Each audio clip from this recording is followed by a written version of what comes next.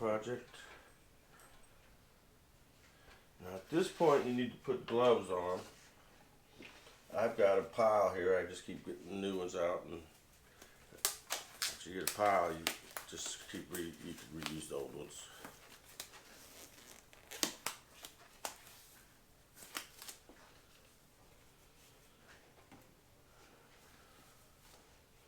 Now this one's really easy to do, but I think less is more on the red. But on the blue, you kind of want to go crazy. That's my thoughts before I go into this, is don't use too much red. Last time I did this, I used too much red and it bled through, and the stripes weren't stripes. They just kind of, it was red and pink instead of red and white. It was just weird. So let's do it. Probably should shake them first. Have a rag, because these have a tendency to spurt a little bit of dye when you take the lid off, and usually gets on your fingers, and then you touch your project. You have to be very careful and aware that the dye is dye. Now, you want to stay about a certain distance back from any kind of joints and of change of colors. You want to try, I think.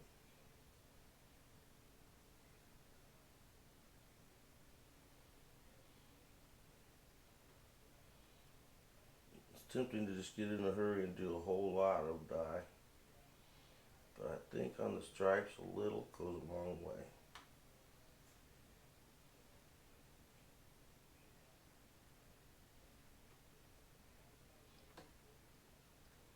And you don't want to force the dye down in the seams either, because that's where the white is.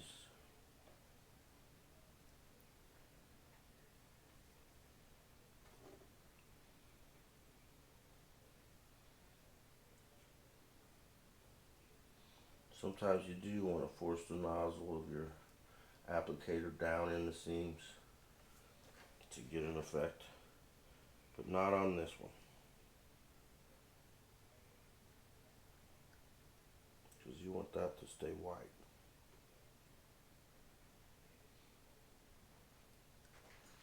So the trick here is not putting on too much.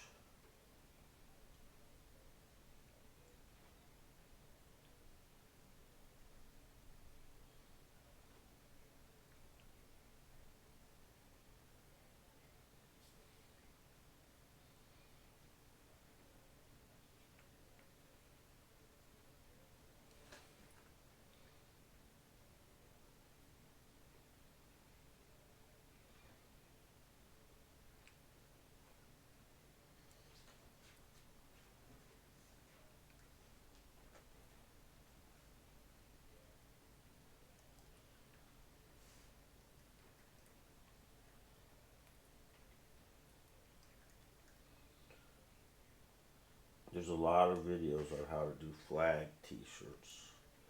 This is just the one I picked. There are others.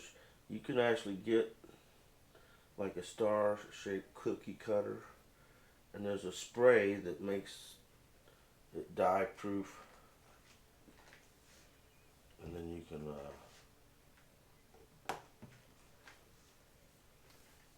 make it where it has stars in the top, and then stripes. Or you could do lots of things. It's kind of art. You do whatever you do. Whoops, I forgot. We want the dark blue here.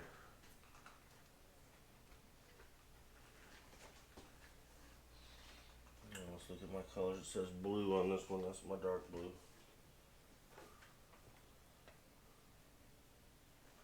This is a very easy shirt. You can do this for yourself.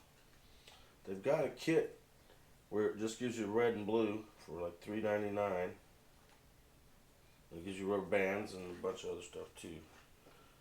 But you can start out with just one color and do tie-dye.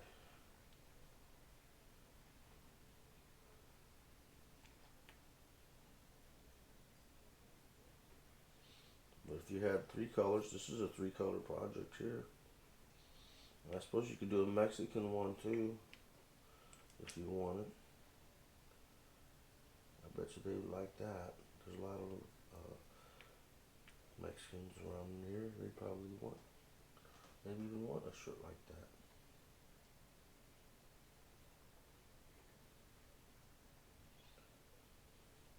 Now in this technique, you do want to try to force the dye into the little cracks and crevices. Otherwise it'll be white.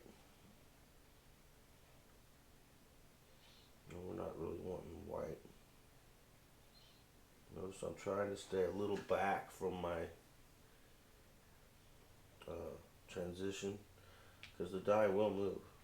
Give it a day. This will sit for a day, and the dye will move. Tends to move along the surface, I think. That's why the white in the fold stays white and this and that. But think of it like electricity, I guess.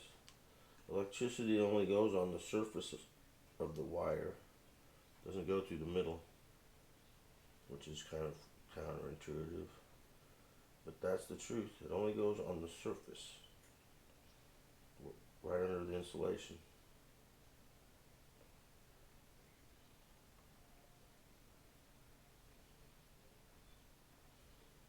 At this point, I'm just kind of going to squirt in places I don't think are blue enough. Hoping I get enough dye on it to get it blue halfway through. Because the other side's going to be turquoise. And it makes a pretty cool effect. I think that's probably enough.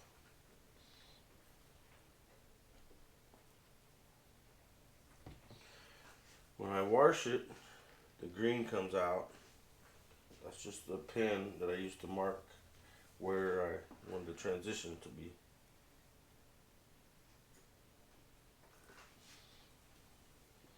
Now the turquoise. I use a lot of this turquoise and blue because I like that color a lot. A couple of the projects I'm doing use that mainly.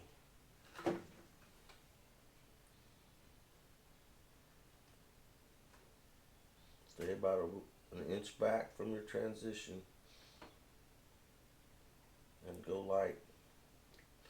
Because if you do it heavy, the dye can travel a couple inches, and it does. It'll go along the surface past that rubber band. So your transitions usually are just where you don't see, so to speak. It's very different how this works. Some things are counterintuitive. It's like the traveling along the surface part.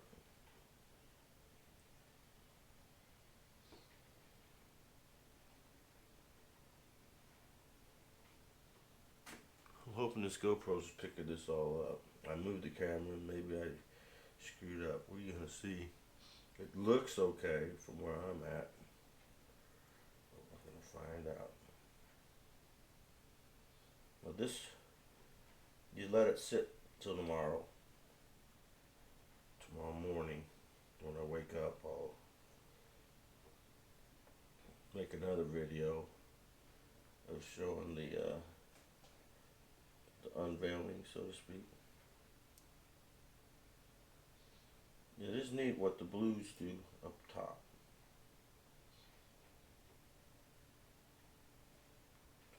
It's a very cool shirt. I do have one that's already done that I'll show. I'll have to go dig it out. Find my cap. I lost the cap to one of my bottles.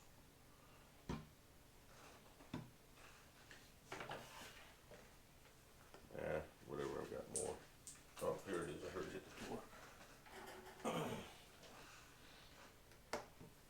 Okay. Get the shirt. It's already done.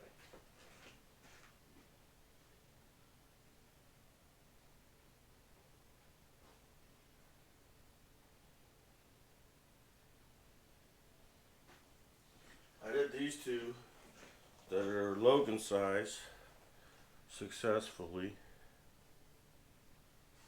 I'll probably get better, I hope.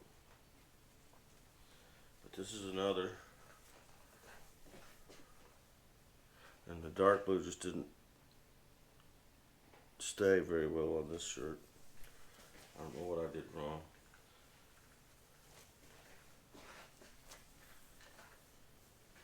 Oh, it was probably the bad blue or something, but I'm practicing on this shirt and working at getting them better.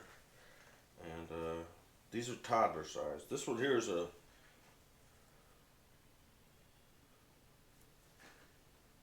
says on the tag what size medium for child, because Logan's kind of getting pretty tall.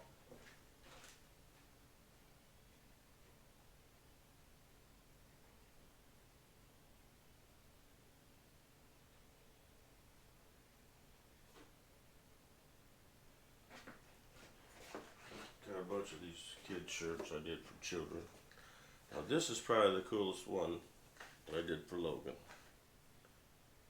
It turned out beautiful. I think I might have did this one dry. I'm not sure. I don't remember.